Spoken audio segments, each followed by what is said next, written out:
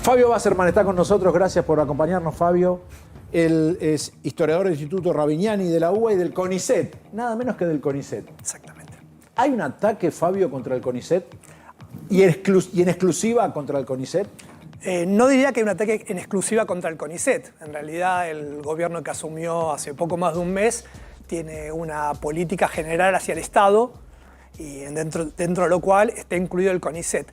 Sí podría decir que en particular hay un ataque hacia el CONICET desde hace varios años en las redes sociales o en ciertos ámbitos que buscan desprestigiar y las universidades. Esto es algo que no solo sucede en Argentina, es característico de las nuevas derechas, en Estados Unidos, en Brasil, en distintos lugares, se atacan los lugares de producción de conocimiento porque los ven como enemigos. Eso es, en ese marco, dentro de lo que son las políticas del gobierno de Milei, que lo que hizo fue plantear concretamente que quienes habían sido designados como trabajadores en el último año iban a ser despedidos.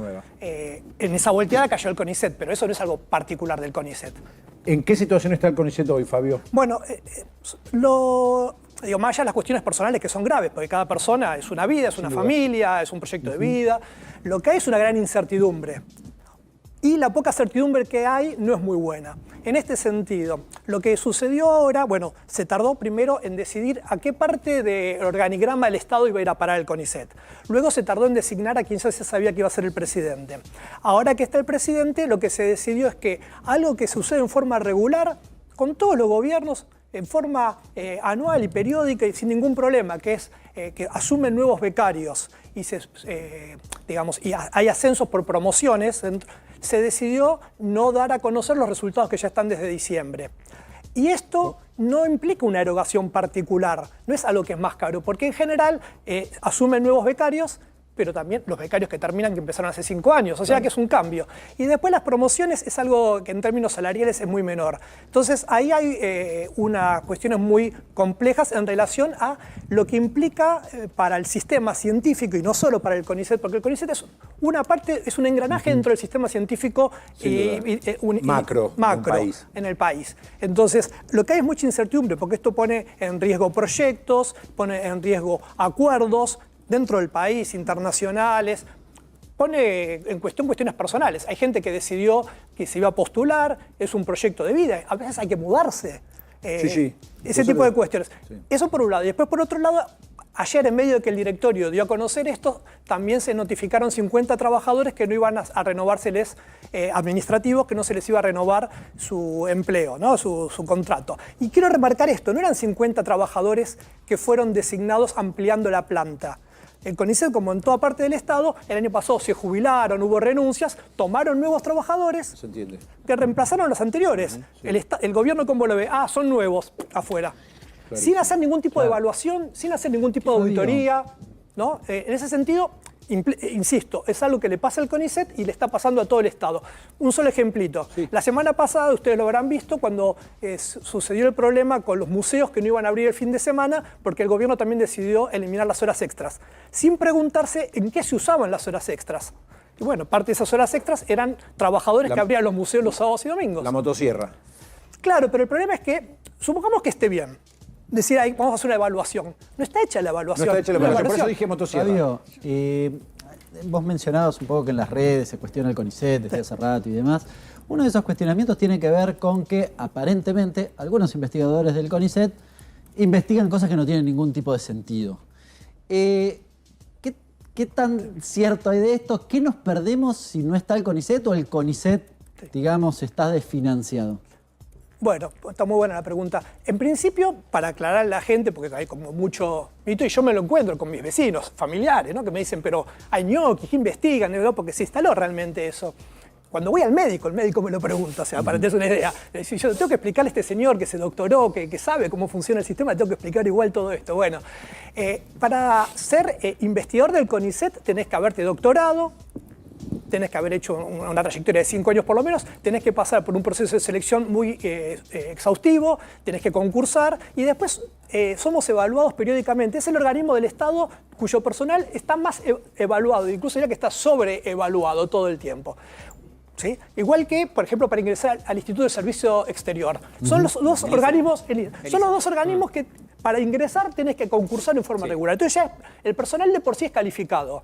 Claro. Después, ¿qué se investiga y cómo se investiga? Lo van definiendo cada área, de distintas áreas, en función de problemas que se van planteando. El tema es que a veces maliciosamente se toma el título de algún trabajo o alguien que presentó algo. Tengo una tesis doctoral y demás, lo hemos mostrado, acá, la del Rey León, la del cómic, de Batman. Ahora, Fabio, yo no lo puedo defender eso. No, pero le hago una consulta por Estaría eso. bueno, estaría bueno, porque aquí en este mismo lugar, en otro programa. La crítica no. Lo que marcamos era que las ciencias sociales tenía en la torta, porque insisto también con esto, el CONICET publica sus datos de forma online, es abierto, es transparente, cualquier ciudadano puede ver la cantidad de becarios que hay, no área por área, pero sí en lo que viene a ser el conjunto, digamos, ciencias, corríjame, ¿no? Sí. Ciencias sociales, cuestiones relacionadas con programación y tecnología, claro, ciencias duras, exactas, ciencias relacionadas a la biología y demás. Ahora, ¿no cree que falta, desde el lado de la comunidad científica, explicar a la sociedad por qué esos títulos de tesis o de doctorados que se toman para, perdón por la expresión antigua, la chacota, tienen un rol? Porque digo, uno cuando estudia y ve lo que pasa en el resto del mundo ve que las ciencias exactas duras las financian los estados y las ciencias sociales tienen un financiamiento de universidades, pero que también se financian. ¿Por qué el CONICET se cierra sobre sí mismo y nos sale a explicar esto de forma más abierta? No, yo ahí disiento. Yo creo que lo explicamos. Lo que pasa es que hay mucho barullo en la comunicación social hoy en día y en las redes. O sea, yo uso Twitter, me canso de explicar esto, de explicar el proceso de ingreso, lo hacen muchos colegas, hay armados documentos donde se explica todo esto. Yo ahí lo que diría es lo siguiente, no es que no se explique, sino que se toman algunas cuestiones así como para atacar. Y en este sentido, no son las tesis doctorales. A veces uno presenta un trabajo en un congreso que tiene un determinado sesgo, pero no es ni el proyecto de investigación ni es la tesis doctoral, es un trabajo para presentar un proyecto. Les voy a poner un ejemplo. Dale. ¿Ustedes saben quién publicó un paper que se titulaba De los picapiedras en los supersónicos que publicó la Universidad de Córdoba en el año 2015? Recuerdo haberlo leído. Bueno, se lo dedicó a Conan, para que se den una idea. ¿Milei? Mira. El presidente de la Nación. Él tiene un paper publicado, con fondos públicos, porque es la Universidad Nacional de Córdoba. Yo lo objetaría por eso, no, lo objetaría por el contenido, porque como habrán visto con lo de Davos, su idea de la historia económica deja mucho que desear, pero sin meterme en eso. Es el título del paper de Milei.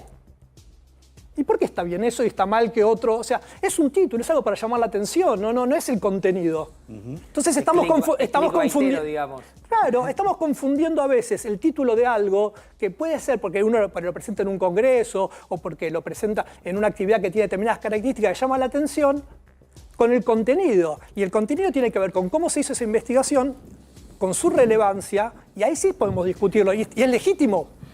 Fabio, cuando se juntan con las nuevas autoridades del CONICET y hablan de estos temas, ¿qué les dicen y qué proyectos tienen? No sé si a futuro de los 4 años de gobierno, pero por lo menos en este primer año. No, es que el problema es que la autoridad recién asumió y su primer medida fue convocar una reunión de directorio ayer donde dio estas noticias de la no renovación de los becarios y de no informar sobre las promociones y salieron los despidos. O sea que, de hecho, hoy hubo una asamblea, un ruidazo, y se pidió en el pueblo científico a charlar con él y no apareció cuando ya la gente se había desmovilizado. Entonces, en principio no sabemos, yo creo que, es mi impresión, esto yo a título personal, creo que ni él sabe muy bien, creo que ni el presidente del CONICET sabe bien porque no sabe con qué fondos va a contar, con qué apoyo va a contar el gobierno. Lo digo que recién hace poco, depende de la jefatura de gabinete, pero podría haber ido a parar a otra parte del organigrama del Estado. Y por eso digo que hay mucha incertidumbre. Y es muy complicado porque, y esto sí me parece que es muy importante, cualquier cosa que corta esta cadena de reproducción del sistema científico la afecta en el mediano y largo plazo. Por ejemplo, supongan, ustedes tienen hijos, por ejemplo, que alguno de ustedes quiere estudiar biología o antropología o algo. Dice, bueno, pero me gustaría investigar, pero sabe que está pasando esto. Va a pensar si hace eso o si se va a dedicar a la docencia o a otra cosa. Entonces, hay algo que afecta a la propia supervivencia del sistema, más allá de las medidas en sí. Las medidas las pueden revertir, pero cómo afecta el sistema es muy complicado. ¿Proyectos o investigaciones que estaban en marcha? Están desfinanciados ahora porque, de hecho, hay becas que ya habían sido asignadas para el exterior, muchas, en consorcio con organismos internacionales, becas Fulbright o cosas por el estilo, que les avisaron que, bueno, no hay plata. Es decir, el cartel no hay plata O sea, hay proyectos parados hoy. Sí, sí. O por lo menos, no sé si parados definitivamente o suspendidos. Y suspendidas, y es muy complicado porque no solo afecta a, digamos, a los investigadores locales, sino que afecta el sistema a mediano y largo plazo, porque el año que le dice, este año no es el año que viene, pero la beca era para este año, para hacer algo este año con estos investigadores que ya estaban acordados. Anda a explicarle, tanto que gustan decir de insertarse en el mundo, que esto que habíamos acordado, y la continuidad jurídica del Estado y todo eso, que esto que habíamos acordado, que ya estaba, que estaba la plata, ahora no va a estar. Sí. Dale. ¿Para vos es desconocimiento o es esta idea de la motosierra de recortar por donde haya que recortar sin importar qué? Me parece que hay distintos actores ahí. Por un lado hay, yo diría que hay tres cosas. Hay la motosierra, hay desconocimiento y también hay algo de esto que decía antes de encontrar como un enemigo en una especie de batalla cultural, ¿no? Porque se asocia el CONICET a las universidades con determinadas, digamos, Sí, principios. casta, como si Sí, fuera casta, fuera sí, casta. casta, o que hacen cosas que no son productivas y cosas. Pero entonces hay como crear un enemigo, un hombre de paja para pegarle. Y va por ese lado. Entonces es una mezcla de cosas. Porque en términos del presupuesto nacional, estamos hablando de algo irrisorio. O sea, no es por plata. No es por plata, no es significativo. No me puede decir que 50... A ver, cayeron 50 contratos ahora. Algunos de ellos son, por ejemplo, alguien de secretaria de un instituto. No está la secretaria de ese instituto o el secretario de ese instituto. ¿Quién hace la parte administrativa? El director del instituto, que es un investigador que tiene que estar haciendo otras cosas. Sí. Y afecta Fabio, también la productividad. Miraba algunos datos, por ejemplo, en los últimos 3 años se crearon 26 startups con patentes desarrolladas por el CONICET. Entiendo que han desarrollado además muchas patentes. No sé si has leído el libro de Mariana Mazzucato. Lo traigo a raíz de un debate sobre el que te quiero preguntar. Es una economista que dice básicamente que, por ejemplo, el iPhone se hizo con tecnología desarrollada por el Estado. Sí. ¿Vos ves que en esta discusión, hoy lo escuchábamos a Milei diciendo el Estado no sirve para nada, es el problema de todo, cae la volteada también la investigación, si querés, pública, y el privado puede potenciar eso? Es decir, ¿puede reemplazar? No, porque empíricamente no sucede en ningún lugar del mundo, o sea, fácticamente no hay una capacidad de los privados de reemplazar la intervención estatal en el desarrollo científico y tecnológico, no lo hay. Y aparte porque el empresariado argentino, que ya me metí en otro tema, no está muy interesado en esto.